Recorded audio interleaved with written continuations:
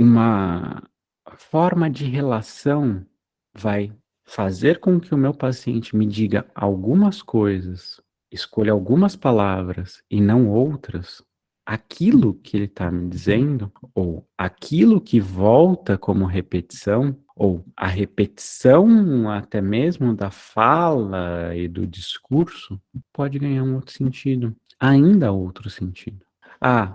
Este paciente sempre desenvolve uma conversa que começa assim, assim, assim. O paciente sempre começa um caminho e ele precisa passar por todo esse caminho. Então vamos lá, uma cena clássica. O paciente vem e ele tem que contar a semana dele de uma forma que é quase que um checklist. Ele vai contando e a gente vai ouvindo e vai se perguntando por que que ele sempre faz dessa forma, por que que ele sempre precisa contar dessa maneira, por que que ele não fala dos afetos. É como se fosse um relatório, o paciente nos conta, ele vai fazendo um relatório da semana. E a gente está ali para ouvir conflito, a gente está ali para ouvir o inconsciente, a gente está ali com a expectativa de que venham as narrativas prenhes de sentido, de significado, e o paciente vem e relata. Em vez dele trazer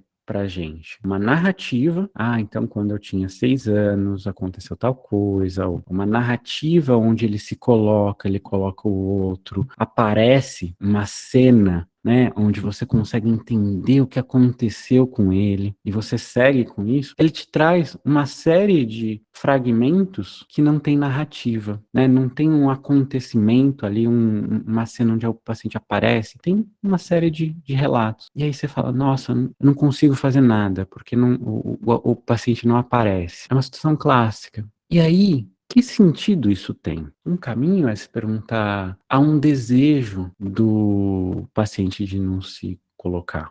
Pode ser, mas aqui a gente vai começar a pensar, pela noção de discurso, que antes da gente pensar qualquer coisa sobre o que é interior, a gente talvez tenha que se perguntar por que que não veio a narrativa. Se a gente vai pensar que a narrativa, esse contar da história, onde existe situações significativas que se associam a outras e que é o que é o grosso da psicanálise ali, é onde a gente nada de braçada, porque tá tudo ali já, né? A mágica tá fácil de acontecer.